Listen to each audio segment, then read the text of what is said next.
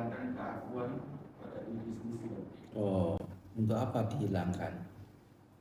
Karena kalau keakuan kita tinggi kan otomatis kita bergaul itu tidak bergaul. Kalau keakuannya tinggi kenapa? Misalnya dalam pergaulan kita, maksudnya kita tidak bisa berinteraksi dengan masyarakat itu. Kalau nggak ada keakuan terus bagaimana? Bisa hidup enggak? Ya nggak bisa juga. Terus keakuan itu bagaimana? Mau dihidupkan, dibuat ada atau dibuat tidak ada? Seharusnya dibuat tidak ada berarti. Seharusnya dibuat tidak ada. Kalau tidak punya keakuan, artinya yang milikku juga tidak ada. Ya, berarti rumah juga bukan milikku, istri anak juga bukan milikku, toko juga bukan milikku. Siapa yang mau datang ambil ya silakan. Bagaimana ini? Dan keakuan itu maksudnya apa? Anggapan sebagai diri atau sebatas sebagai nama atau istilah untuk makna keangkuhan, ketinggi-hatian. iya berarti. Itu dia.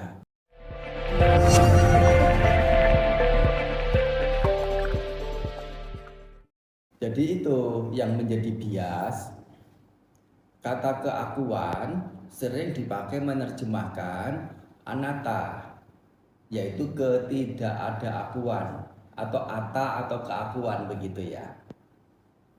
Tetapi di sisi yang lain untuk penggunaan sehari-hari, kata keakuan itu mengacunya justru ketinggi-hatian, keangkuhan.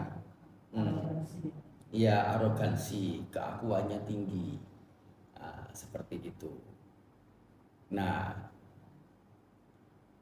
sebetulnya yang tadi itu tentang keakuan itu harus ditinggikan atau harus dipadamkan, itu juga punya penjelasannya sendiri.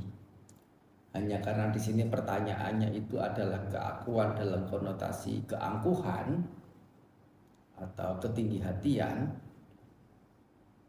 ya dibahasnya sehingga dalam topik ini saja. Keangkuhan bukan hal yang mudah untuk redakan, untuk dikurangi. Soalnya bagaimanapun keangkuhan itu juga sebagai salah satu tujuan secara naluriah orang bahwa dia itu perlu tampil, perlu ada, perlu eksis di masyarakat. Dan itu diawali dengan yang namanya kebanggaan diri. Sesungguhnya dalam tahap kebanggaan diri, seseorang yang hidup itu mesti punya, mesti ada dalam rangka melakukan hal-hal yang bermanfaat bagi diri dan menuju pada kemajuan, pada perkembangan.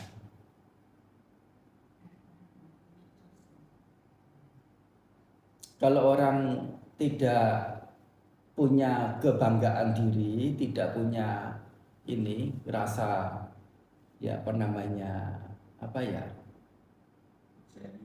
percaya diri itu kalau tidak ada kebanggaan diri, tidak ada kepercayaan diri. Soalnya apa? Kebanggaan diri itu dari mana? Dari kualitas-kualitas, dari hasil-hasil, dari itulah kualitas dan hasil yang selama ini telah dia upayakan dan nyata berhasil. Itu yang mendatangkan kebanggaan, dan kebanggaan ini yang memberikan kepercayaan diri, dan kepercayaan diri itu yang memungkinkan orang untuk maju. tidak jelek sesungguhnya berbangga pada diri sendiri. Dan nah itu kalau itu diteruskan, itu kan apa namanya yang dikatakan tadi itu semacam satu keinginan yang sifatnya naluriah. Kalau bisa yang menonjol di antara yang lain. Nah, itu kemudian terselip satu keberadaan batiniah namanya keangkuhan, ketinggi-hatian. Menganggap bahwasanya dirinya itu tidak setara dengan yang lain, dalam arti jangankan lebih rendah, setara pun tidak. Artinya merasa lebih tinggi. Sesungguhnya dalam batasan tertentu, ya tidak mengapalah orang merasa tinggi hati jika memang fair tinggi hatinya itu, yaitu memang punya kualitas yang lebih baik. Tapi harus diingat bahwa kualitas manusia itu ada banyak, bukan satu dua saja sisi. Kualitas dalam talenta, kualitas dalam keberuntungan, kualitas dalam bertata susila, kualitas dalam bermasyarakat, dalam bergaul, banyak sekali kualitas. Jadi kalau seseorang menjadi angkuh, menjadi tinggi hati, dan menyamaratakan semuanya itu, merasa sudah kaya, lebih kaya dari tetangga, merasa yang ya sudah bisa angkuh untuk segala halnya. Giliran bagaimana apa namanya memperbaiki talang rumah yang bocor, nggak ngerti. Ternyata tetangganya pintar sekali. Ada ya contoh-contoh seperti itu ya. Harus paham juga bahwasanya sisi hidup manusia itu ada banyak. Seseorang boleh untuk punya kualitas lebih tinggi daripada yang lain, tetapi tidak semua kualitas sisi hidup orang itu ya apa namanya bisa lebih tinggi. Jadi ya istilah tinggi hati yang saya katakan tadi itu ya boleh saja untuk poin-poin tertentu itu, yaitu apa? Pengetahuan tentang diri yang lebih tinggi dibandingkan orang lain yang memang itu didasari oleh pertimbangan ini loh ukurannya. Tidak soal juga kok. Dan itu fair saja. Yang menjadi masalah kan menjadi tinggi hati terhadap pihak lain yang kualitas-kualitas banyak sisi halnya itu dia apa namanya tidak mencermatinya, bahwa sisi hidup itu bukan melulu hal yang dia tonjolkan, yang dia banggakan, yang membuat dia tinggi hati itu. Umumnya kan urusan harta atau pasangan begitu ya, punya pasangan, apalagi pasangannya itu menjadi rebutan banyak orang, ya kemudian dia yang mendapatkan begitu ya, ya sekali mengajak keluar itu ya itu sembari show off juga.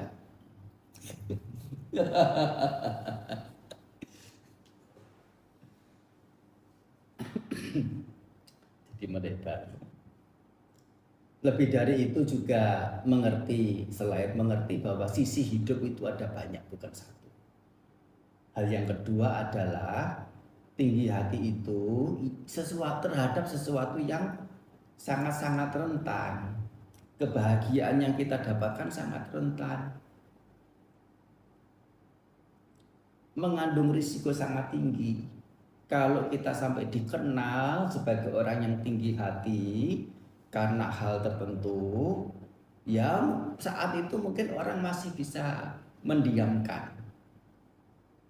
Meskipun hatinya belum tentu terima, tapi dia mendiamkan.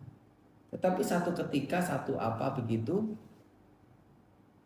hal apa yang kita hasilkan mengalami perubahan, kita jatuh pada keterpurukan, mereka bukan kasihan tapi ya apa namanya, semacam bahasanya itu mensyukuri, mencemooh. Ya. Dan ada orang bantu enggak kira-kira? Sebaliknya,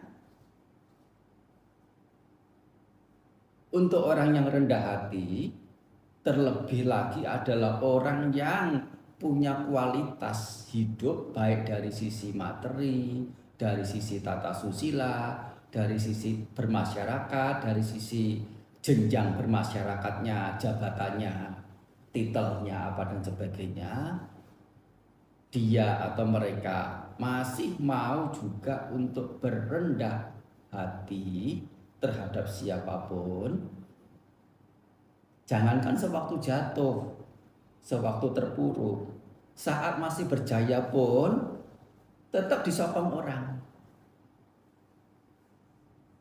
Apalagi tahu dia itu sedang jatuh, sedang terpuruk. Orang akan berbondong-bondong untuk ya setidaknya simpati lah, setidaknya cari cara lah bagaimana. Kalau yang bersangkutan tidak dalam kapasitasnya untuk membantu, mungkin mencarikan cara, mencarikan channel gimana orang itu bisa tertolong.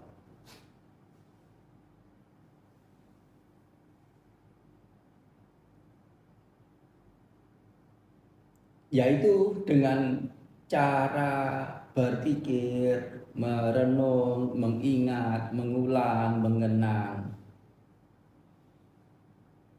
hal-hal seperti ini yang dimaksudkan tadi. Apa itu tadi yang pertama? Ingat, bahwasanya sisi-sisi hidup orang itu ada banyak. Seseorang boleh punya kualitas yang lebih tinggi daripada yang lain, tapi itu adalah salah satu di antara kualitas sisi-sisi yang lain yang sangat banyak. Nah, yang contohnya tentang si kaya yang tidak bisa. Nah, dan yang kedua adalah kebahagiaan yang kita dapatkan, yang seseorang dapatkan itu sangat rentan, sangat rapuh.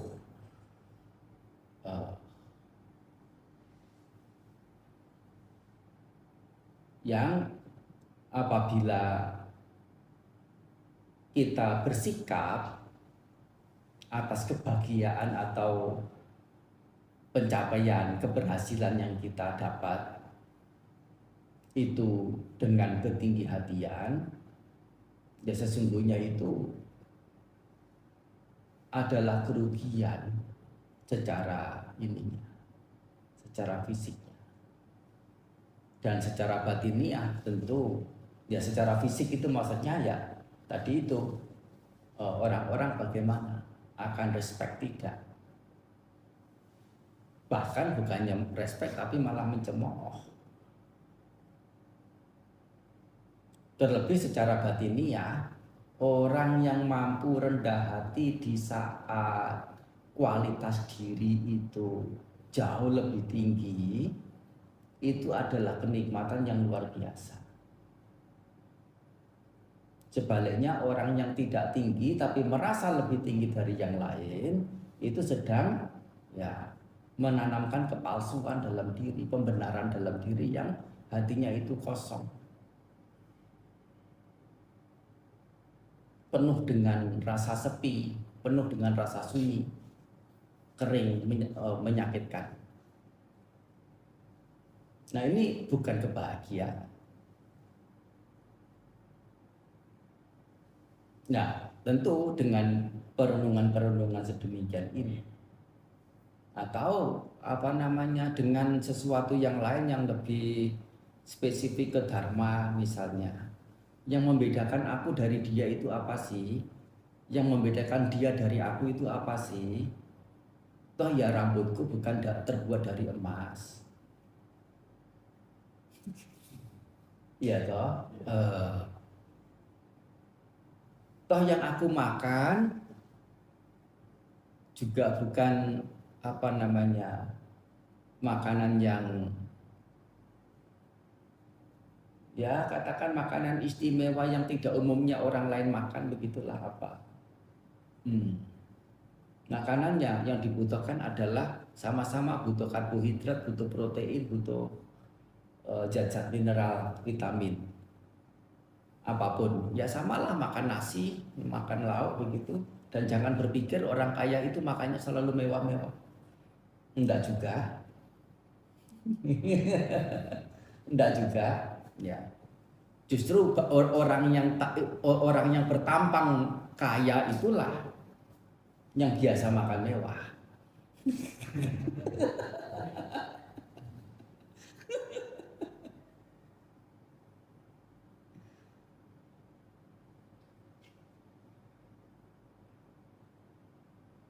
Artinya dari sisi ini,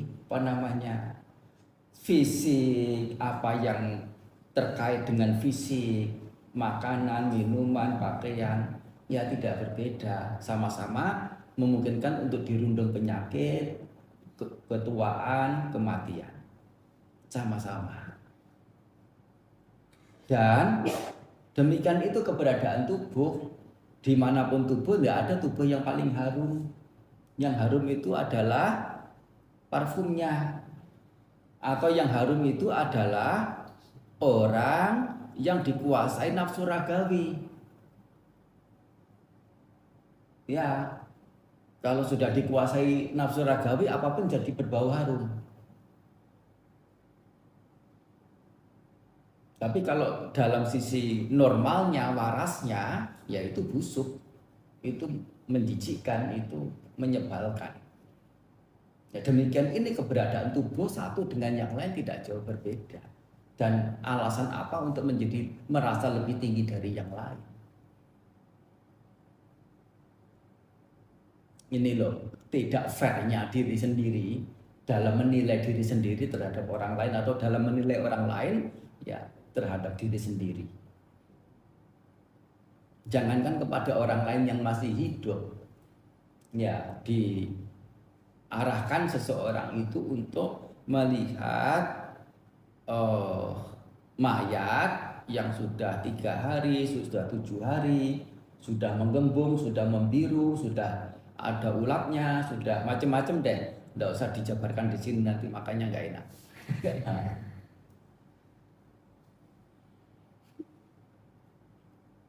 Sebatas untuk juga merefleksi bahwasanya kondisi jasmani sedemikian rupa sesungguhnya bukan hal yang berbeda dari kondisi jasmani yang di sini. Jasmani yang di sini sesungguhnya bukan kondisi yang berbeda dari kondisi yang ada di jasmani yang mayat yang meninggal, yang itu jasmani yang membusuk itu. Dan di sini sesungguhnya apa yang menjadi penyebab yang membuat atau yang mendorong ketinggian itu muncul.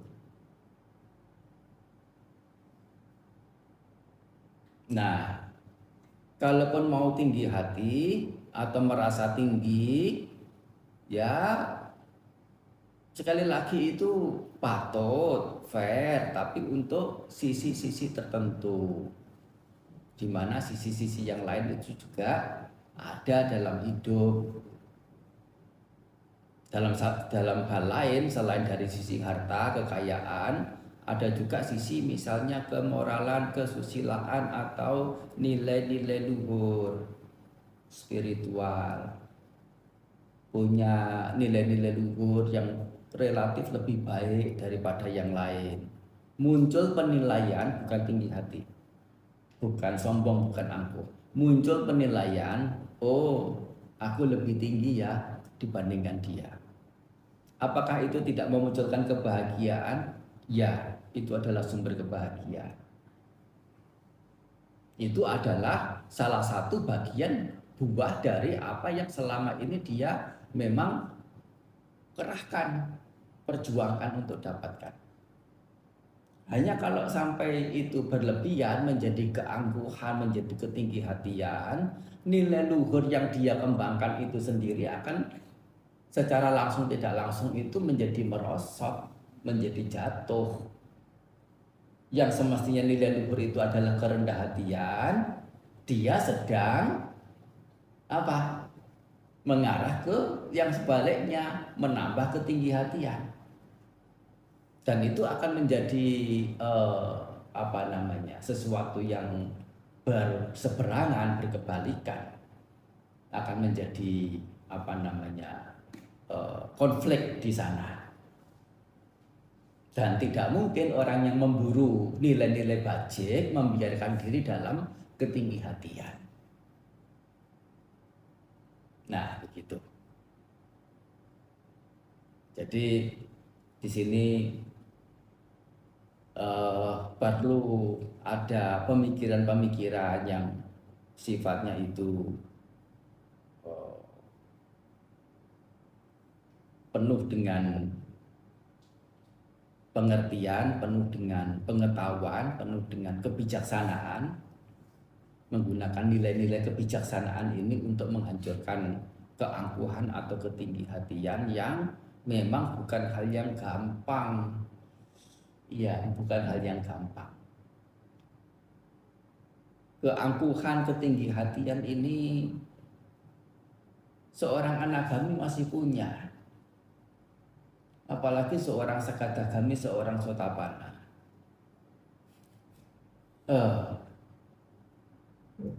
Apalagi orang awam begitu ya. Jadi bukan hal yang mudah. Dan sesungguhnya ketinggi-hatian itu seperti halnya ciri-ciri lain seseorang dalam hidup. Misalnya apa? Ketakutan. Nah, ketakutan itu menyenangkan tidak? Mau enggak ada takut? Enggak mau. Kenapa? Nah, berbahaya. Serba susah kan? Nah, itulah nanti bisa dibahas lebih lanjut untuk topik itu. Mudah-mudahan.